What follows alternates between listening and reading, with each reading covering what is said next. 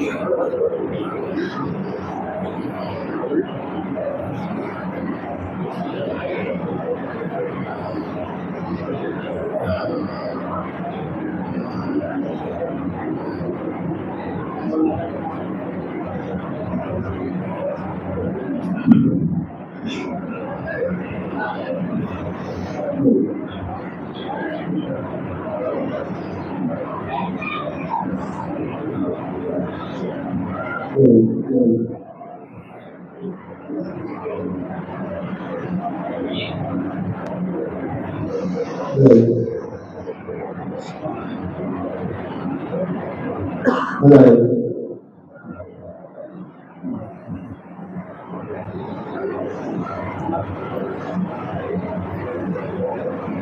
भाई वो दूसरा जी निकालो।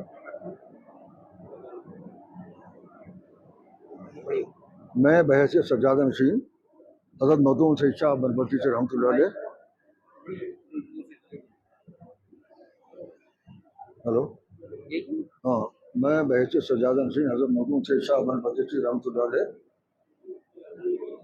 का सज्जादा नशीन, और हमारे यहाँ ये सज्जादा नशीन ये एक ज़माने नहीं बल्कि 461वां वर्ष हो रहा है। और सबसे पहले सज्जादा नशीन हज़रत शाह सैयद नूरुद्दीन साहब हुए। आपके विसाल के बाद उसी आप ही की नस्ल में सज्जादा नशीन होते चले आ रहे हैं। अगर आप इसको देखेंगे, जैसे लिखा है, ये सब देखिए सारे लिखे, कानुद्दीन साहब, शाह महमूद आलम साहब, और मैं उस कड़ी का 12वां सज्जादा नशीन हूँ। लेकिन हर इकबाल के बाद जो होता है अपने कहीं तो होता है। तो उसके साथ साथ मैं इस नतीजे पर पहुँचा हूँ कि आप सबकी मौजूदगी में मैं इनको नवेद आलम रिजवी को नायब सज्जादा नशीन मुकर्रर करता हूँ। ये वही फ़राइज़ अंजाम देंगे जो अब तक मैंने फ़राइज़ अंजाम दिए, और जिस तरह से मैं इसमें लगन के साथ में काम करता रहा अपने वालिद साहब के साथ में, जिस मैंने इसको मोहब्बत से काम किया, जो कुछ सीखा है, उसी तरह से मुझे उम्मीद है कि ये भी मेरे साथ मिलकर वो सब सीखते रहेंगे। अभी तक सीखते रहेंगे, अभी तक बहुत कुछ माशाअल्लाह उन्होंने सीखा है, बहुत मुझे उम्मीद है, और मुझे बहुत ज़्यादा इच्छा। मखदूम दादा शाह सैयद मसूद आलम रिजवी की सज्जादा नशीन बारगाह वजीफे की अपने जलसे मुबारक से अपने भतीजे सैयद नवेद आलम रिजवी साहब की शताब्दी फरमाई है। आज से हज़रत मखदूम दादा शाह सैयद मसूद आलम रिजवी की सज्जादा नशीन की मौजूदगी में तमाम जिम्मेदारियां सजाती की और नवेद साहब से जरूर हो रही है।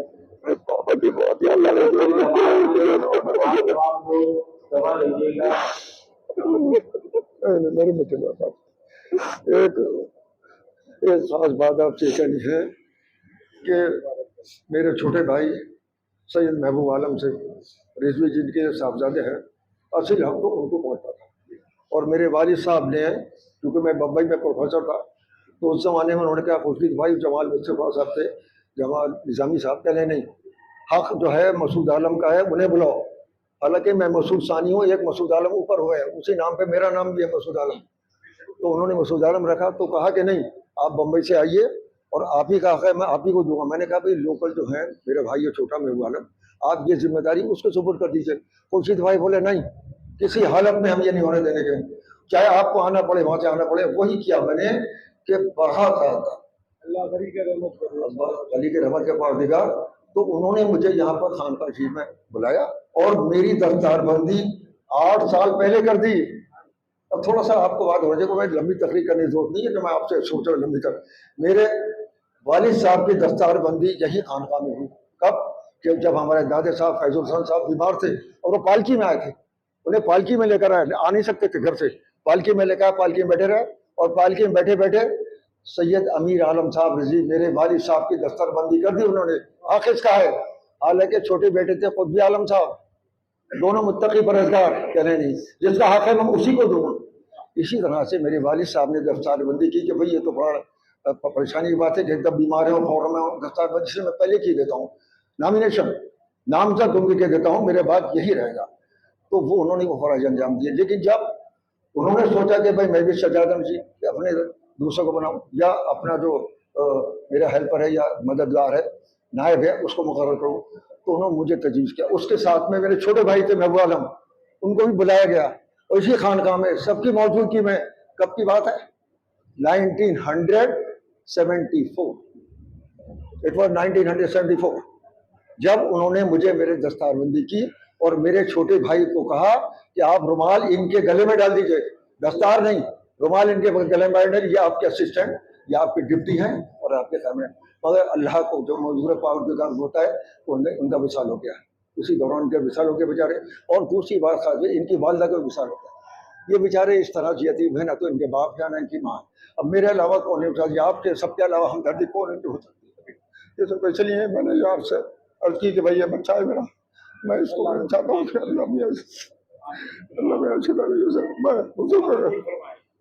बुजुर्ग के नक्शे कदम पे चलने की तौफीक अता फरमाए और इस खान का अकीदतमंद हो जिस तरह से आप अकीदतमंद है, ये अकीदतमंद है और आप लोग खिदमत करते रहे, खान का शरीफ की खिदमत करें, अपने बुजुर्गाना दीन को याद रखें, अपने बुजुर्गाना दीन के अपने जो आबा अजदाद हैं उनके नक्शे कदम पर चलते रहें और उसी तरह से निभाए कि इसी तरह कोई शिकायत न तो ख़ानदान वाले को, न जो आप मौजूद हैं जो समाज में मौजूद है उनको शिकायत हो, न मुझे हो न किसी को। इसी तरह से तो अल्लाह ताला इसको फरमान चढ़ाए और इसको भी छोड़ इसी